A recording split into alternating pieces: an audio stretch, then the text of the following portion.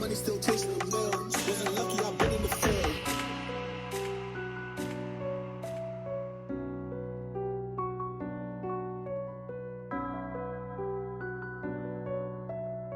Got money still chasing the mill. Wasn't lucky, I've been in the field. Welcome to the Field Radio. I'm Aaron Boogie, aka Petty White. I'm here with Raps. Yo, you know what it is, people. Your boy Raps, aka I'm switching it up this week. Thrustin Timberlake. Okay. How do you be thinking of these? Like, I need more nicknames.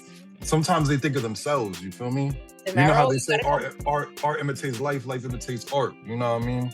You got to start saying all of them, like how Jesus Zamero used to do the AKAs at the beginning of the podcast. Like, that's going to be you by the end.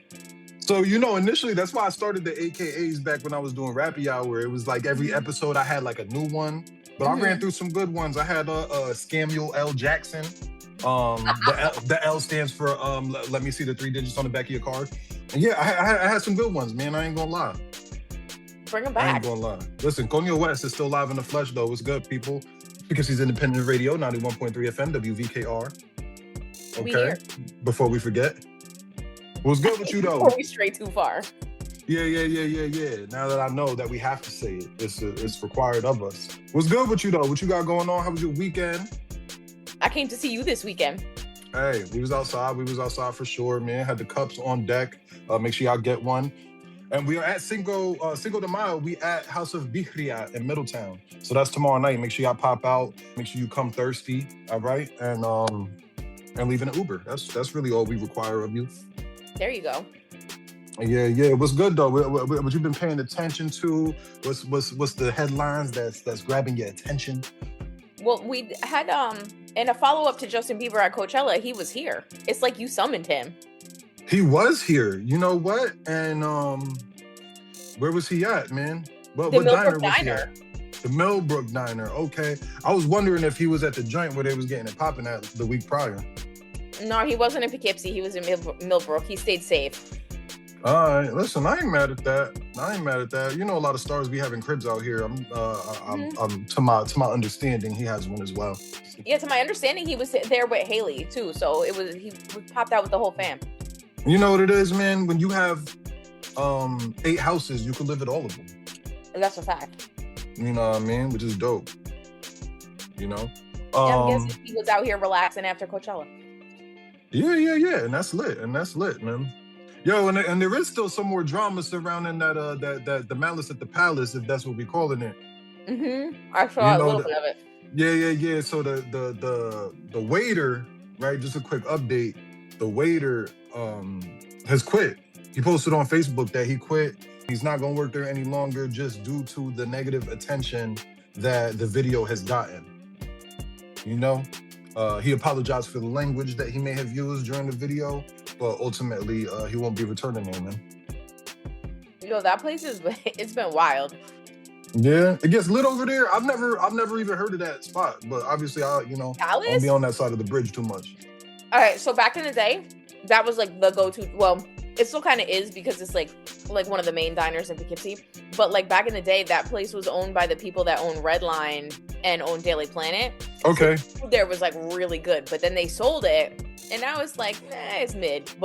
And now it's Waffle House, basically. Yo, that's what I'm saying. Like, that it was never like that back in the day. Yeah, now I guess if you want dinner and a show, head to Palace. Yo, that's lit, man. I ain't mad at that. There are some other details, but I think I'll maybe keep that off the air that I did see in regard to that. Yeah, all right. Yeah. That's where I thought we were headed, and I was like, okay, we doing it. I see you looking at me like, yo, Raps, don't do it. All right. That's for the podcast person of the show. Yeah, we're going to keep it cool. But like I said, man, besides Justin Bieber, man, what you paying attention to over the past weekend? Oh, the Knicks, the New York Knicks, okay? Took Series 1, all right? Sent Atlanta packing. Now, tonight is 7 o'clock, 7:30. This is actually the games are probably on right now, but we're here. We're here, doing our job. Of course. But yeah, that's super lit, man. These playoffs have been crazy. The last games of the series for New York Knicks were ridiculous. Like dudes was up like 50 at the half in that last game. Yeah, that was crazy. I just think we gotta keep that up. If we keep that up, I feel like I'm not gonna say it's smooth sailing, but you know, we gonna be a hard contender to go up against. Put it like that. Another update.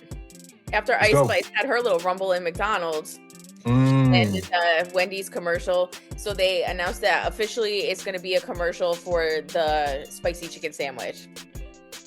Oh. So I guess Okay. they're rolling out some upgrades to the spicy chicken sandwich. Well, they're And putting a little extra spice in it. I guess that's going to be like the centerpiece to the commercial, is that now it's the new spicy. So she pops out in a chain that says like new spicy, and the whole commercial is centered around her. She has the red hair on, and Okay. All right. Do you think in order for her to be tied to a food brand or a corporation like a Wendy's, do you think that played a role into her gaining her weight back? in order for her to be tied to food, like that she had to gain the weight back? No, I think that like she yo, had you was she looking had real such skinny, very backlash from her fan lollipop-ish. base. That was backlash from her fan base because they was like, ew, like what happened? Like, because Yeah, let's be but real, like am I her buying fan the base, burger though of the girl that's super skinny? Like we don't think that you really eating the number 4 if yeah, but let's be serious. Like her fan base wasn't rocking with her because of her music. They were rocking with her because of her behind. And behind you the lose music. that. You lose that, and you lose your fan base, and that's what was happening to her. Okay, I can see that. I can see that for sure. Yo, there's definitely been some more developments in this the David case. Oh yeah, that's starting to move forward. Yeah, so I've been paying More attention to details. that. You know, a lot of details. I hope I'm not too all over the place, but I did try to retain as much as I could while watching these things, these videos from that law of crime channel that I'll be watching. But basically, you know, I'm thinking that this was like this Tesla originally was like dropped off on like a random block. After reports, this Tesla was parked like 400 feet from his crib. Wait, it was by his house? Yes. I didn't know that either. I thought the same thing that you did, that it was parked in like a random neighborhood. Nah, so it was one of his, I guess, multiple cars. You know, it was left there, and as we know, according to what his alibi would probably be, he was on tour. So I guess him being away and the car being there for a certain amount of weeks, they ended up towing it off of the street, and that's when it was towed to this yard. Nobody came to speak or claim the car. Because he was on tour. And it just started stinking up the whole lot.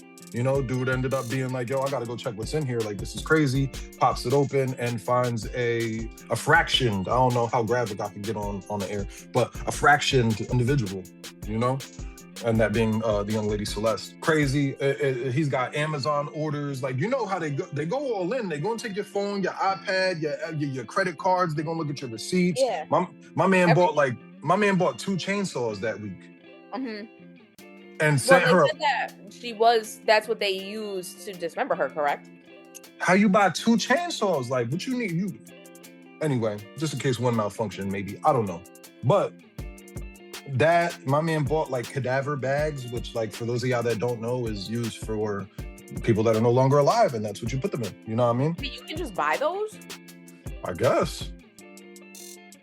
Yo, when I hear stuff like that, I be wanting to look it up, but it's like, you don't want that in your search history. Nah, you don't want that in your search history. You flagged. You search that up, you flagged. That's what I'm saying. And like, well, and God forbid anything happens. Like, now they're checking my search history and they're like, oh, she was looking up cadaver bags. Like, Yeah. I'm guilty for no reason.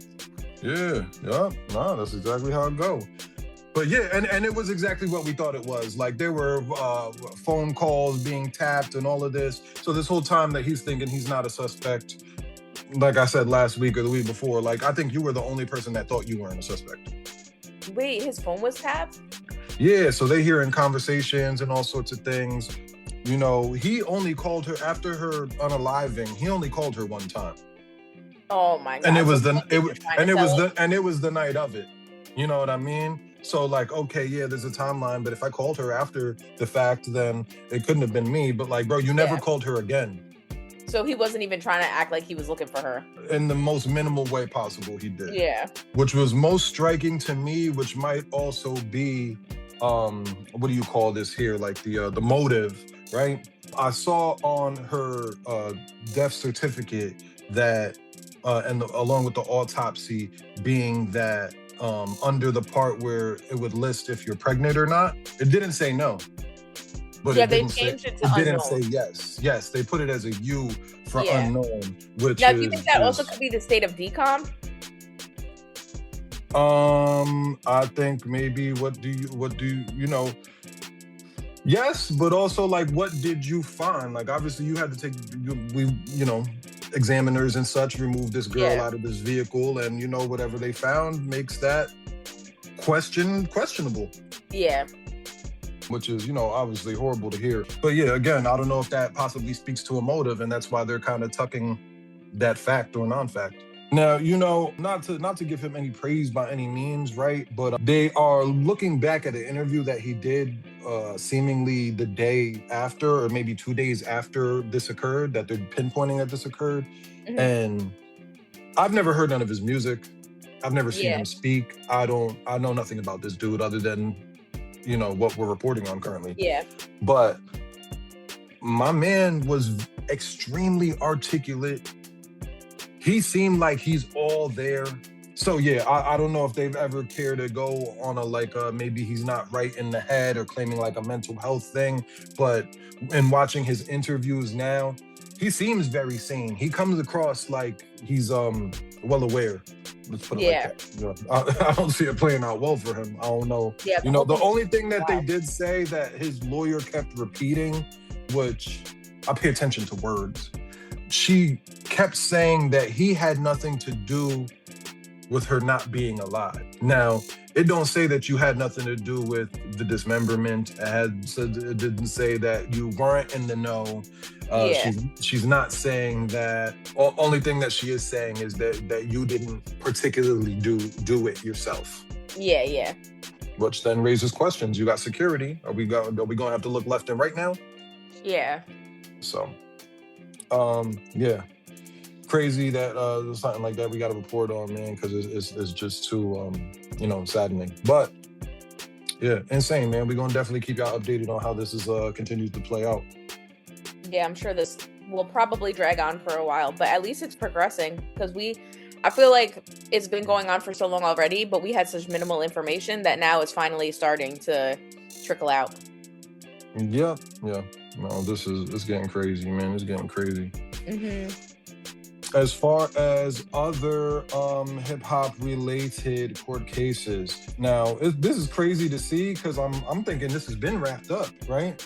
But it seems that that there has been a man that pled guilty in the murder of Run DMC's own Jam Master Jay. Now this happened 25 years ago. Yeah. And to my understanding, I thought whoever did this was already locked up. There was a gentleman that pleaded guilty for taking part in the 2002 murder of Jam Master Jay of famed group Run DMC. He claims that this was a dispute over a drug deal. And as he appeared in court, his name is Jay Bryant, 52 years old. And he said that he played a role in this. He's facing up to 20 years. And yeah, this is, I guess, a closing to a very sad chapter in hip hop history, ultimately, man. Yeah, for real. We still have Run, we still have DMC, and to know Jam Master Jay is, that they're still rocking stages without him too. I want to make mention of that because I see them doing a lot of things and still performing and getting out there, and I know like something like that got to be hard. You want to take it away to something lighter? I don't know how I backed into this corner right now. Yeah, sure. We got the French Montana and Rick Ross VERZUZ coming up on May 7th. These are two people that I'm down to see go up against each other. Like, I feel like all the time, like maybe it don't speak to me, and these maybe aren't my two favorite artists either, but I feel like this is a great matchup. Yeah. Not just that, I feel like this is the first time in a while that this is a VERZUZ that people are like this is super debatable, right? Like, It's two artists that I've seen like so many arguments online over, and I feel like it's almost like Dipset in the Locks, where it's like you could say so-and-so is gonna watch so-and-so, and you can't tell until they get on the stage who's gonna watch who. And it might not be a watch, it might be close. Yeah. And I I love feel that. I like love that with the verses, it's all vibes too. So you don't really know until they get on that stage. it's good to, well, I'm happy to see two people that like don't got beef, because I feel like they've kind of been pulling, they've been like particularly kind of like pulling on that. And I think maybe the way the Dipset and Locks, though it wasn't real beef, the way that played out, the Gucci, the Jeezy, you know, even I guess to some smaller degree, like the Tank and the Tyrese with the like, I'm clowning you on stage. I feel like these are two men that got respect for each other, as well as they have songs together. Yeah, and I think their attitudes are very like nonchalant. Like I don't think they're gonna be doing that on stage. Yeah, so you know, and they got joints together. So like I feel like this might turn into like a real like more like concert. camaraderie type thing. More, yeah, like I feel like this might be more concert than it is like you don't stand a chance against me. Yeah. So I do like that. I do like that for sure. Before we move along, I actually do want to make mention, man, we still got Iceman coming up in what, maybe about 10, 11 days. Lucky will be dropping as well. He got an album called Drugs Are Bad, which we stand behind that message. We got Lotto dropping Big Mama. JPEG Mafia dropping experimental rap. So there's a lot of JPEG Mafia just dropped the single off that too. Yes. So yeah, a lot of big releases coming up. Obviously Drake being, you know, the much larger one. But my man Lucky said he's dropping the same day and he's not rearranging nothing on that kind of Drake. Good. And I think that's best. I think that says a lot about you, your comfortability with what you bring, and to know that, yeah, maybe we're not even necessarily in the same lane. Oh, hold on, because there was a breakdown last week that I wanted to talk about, but I couldn't get to it. Okay, so this was Van Lathan, was recently on Higher Learning, which is a podcast where, you know, he talks about the Drake and the Iceman concept. Now, there's nothing that supports this, but if anything, Drake should steal that because of how well it was broken down. He connects Drake to Iceman, who real name is Bobby Drake. All right, we'll start there. Now, there's like this underestimated power, right? Iceman, the character, not Drake, is often seen as the guy who shoots ice. But in the Marvel lore, he actually he has like Omega level power, whatever. He basically is saying that like Drake gets treated like he's just a hit maker, but his influence and dominance is way deeper than people admit. The cold exterior versus the emotional core. Iceman, literally cold, but emotionally expressive underneath. Drake presents himself as detached, but his music is built on feelings, betrayal, and relationships. This lines up with themes on Iceman, especially songs with The Only One We Know, What Did I Miss? Where he's questioning loyalty and kind of feeling played to some extent. Now there's the holding back and not fully unleashed. In comics, Iceman doesn't always use his full power. So he kind of suggested that Drake does something similar, as he's been kind of pacing himself strategically instead of going all out when it might have been time to go all out. And then there's like the isolation like narrative, because Iceman was like super isolated. Drake, obviously post everything that happened with Kendrick, is feeling the same, like, yo, everybody switched up on him.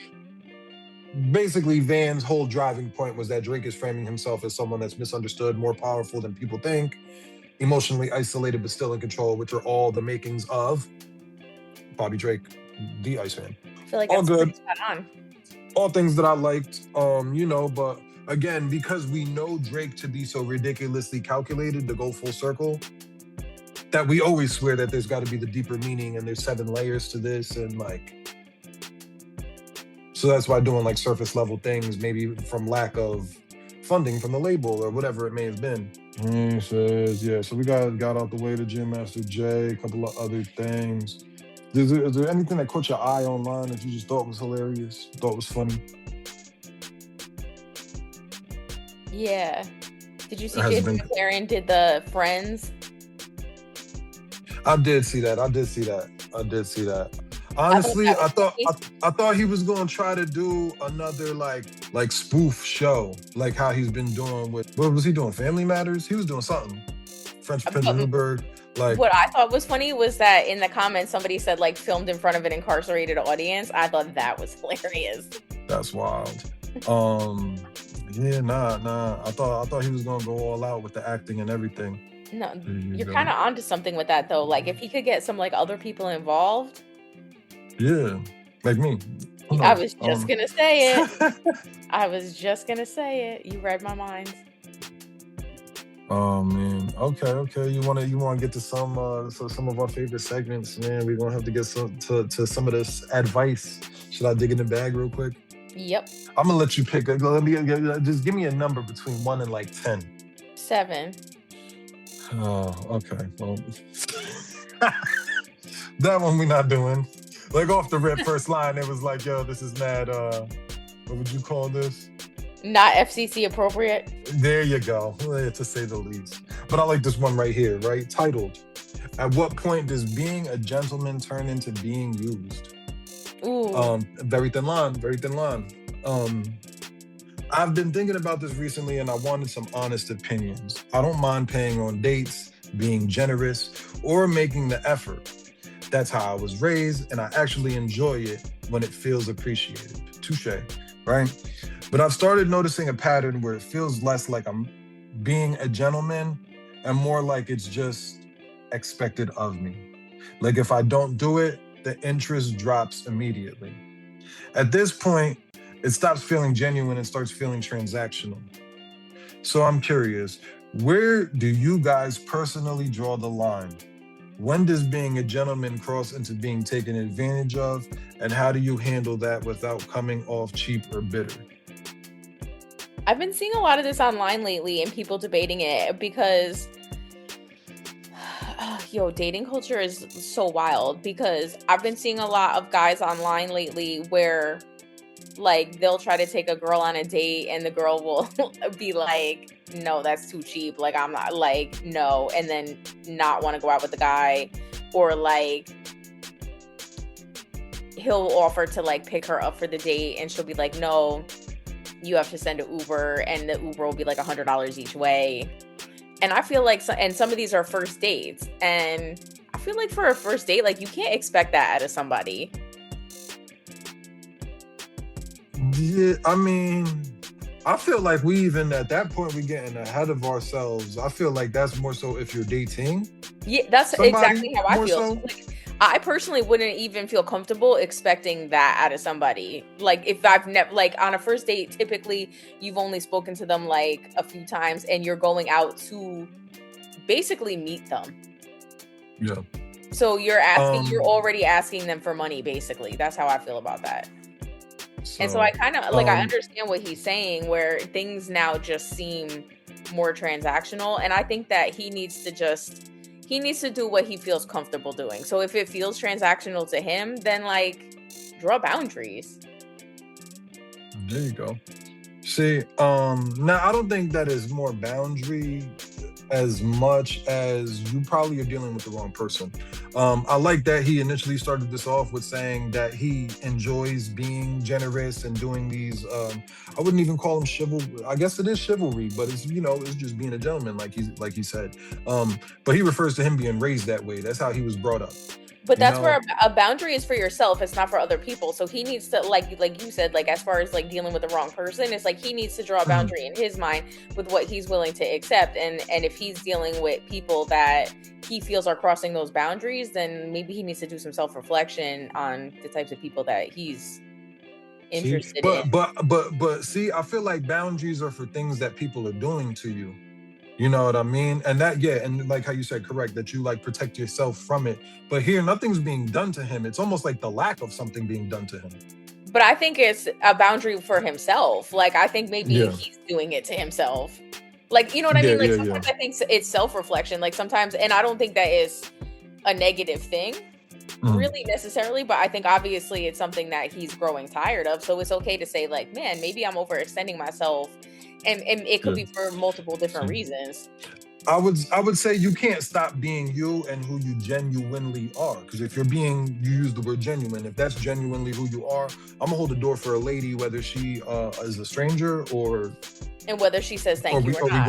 Or we gonna link tonight. Yeah, but I would appreciate if you said thank you, because that's what you should do. See, now I'm being generous. Here's your turn to be generous back, right? And I feel like what he's experiencing, not in a thank you for holding the door to a stranger kind of way, but he's just feeling like he's not appreciated for the things that he's doing. And when that comes into play, it's like, yo, this ain't your person. You know why? Because the person that's for you would appreciate, because you use that word as well, the person that you are, the person that you're being, the qualities that you have. These are qualities, whether you look at it like that or not. Where do you draw the line? You draw the line at it not being appreciated. You know, if people treat something like you're supposed to do, then like, you know, it's you know, it's not to say like eventually like, oh, it gets old. It's not like a dog doing the same trick. It's like, bro, this is your character. Yeah, if any time it's not appreciated, or, you know, it's displayed that it's not appreciated, then that's it, you know? I think as far as like paying, like, yo, if somebody can't even say, yo, thank you for dinner tonight, I had a good time, like, that's where the boundary comes. But I don't think if it's more so boundary than like, all right, just not this person. Not next, like, you know what I mean? You ain't got to be on some like, all right, who next now? Because it's not her. But yeah, definitely got to make sure the things you're doing is appreciated, my guy. I don't know if you want to dive into another one real quick. I feel like we got a little time. I actually did like that question a lot, though. Yeah, I like that one too, because it's like one of those ones that's like open. Some of these questions are like open to interpretation because we get such a limited amount of information. Okay. Here's another one. I'm assuming this is from a young lady, titled, "Why does my guy friend only act like this with me?" Oh, God. Let's get to it. I have a guy friend who constantly teases me and goes out of his way to get my attention, even if I don't react. I don't mind it. I actually kind of like it. He also laughs or smiles a lot when I tease him back. Okay, so this is a mutual thing, which feels very much playful. What confuses me is that he's the only guy friend I have who acts like this. And he only does it with me. He doesn't treat anyone else this way, but with me, it's like I'm always his focus. I'm not really used to this kind of dynamic. So I'm just trying to understand it. It's nice, but why would someone act like this with me? Is this normal? I'm not. Listen, I'll go straight to it. He likes you. Did you ever ponder that idea? You know, if he wants to constantly, you know what I mean? Like, I feel personally, if I'm dating somebody, it's like, one of my things is like, yo, I like making you laugh. Yeah, but I feel like that's not always true. Like, sometimes like people are just having fun with other people, because I feel like if you have to question whether somebody likes you or not, then they don't like you. Nah, because maybe you might just be horrible at hints. You know what I mean? Or maybe you already see him as a friend, so you've convinced yourself that he would never look at you in this way. But I think the reality is, yo, dude might like you. And I was saying, like, you know, if I'm dating somebody, I feel like it's almost my duty to make you laugh. So that's it. Like, you know what I mean? He wants to be the guy that makes you smile. And you enjoying it. So, you know, maybe you should, I ain't gonna say experiment, but maybe y'all should have a conversation of some sorts. I don't know. You really didn't say like he's single, or like you didn't say like, yo, I find him attractive. You know what I mean? Like, you didn't say, you know, I feel like this lacks context in the fact that you just kind of wondering about his day-to-day action of. That's why I'm like, now she finna be like, yo, I like you. And he's gonna be like, no, like, I was just having fun. Yo, I was just working out my set for open mic night. Yo, 100%. Getting these jokes off. And now she's gonna blame us. That's why I said, yo, have a conversation. There's nothing to lose from a conversation. To just be like, yo, I was kind of wondering this. Like, messy. Yeah, you know, and like, there's got to be some preparation involved if we're being real. Like, you can't just roll up and ask them like, yo, why you be trying to make me laugh every day? You know? It's like, yo, why don't you tell that same joke to her over there? And it's like, yo, he just, you know, again, maybe he don't like you. Maybe y'all just got a connection. Yeah, that's what I'm saying. I feel like this was kind of vague. Yeah. Hey, I feel like that sometimes, man. If you got some advice that you need, some troubles that you're going through, or you just kind of scratching your head or something, man, definitely send this through. We are not licensed therapists by any means. Can we start an unfiltered and unqualified podcast where we just give out bad advice? Yeah, I feel like I'd be down for that. I feel like I could do something like that, man. Get on my Dr. Phil or People's something. lives by accident. Yeah, she said by accident. You know, it's a No, it's a how lot of did we become the responsibility. friend? Because now we playing and people, you know what I mean? Oh no.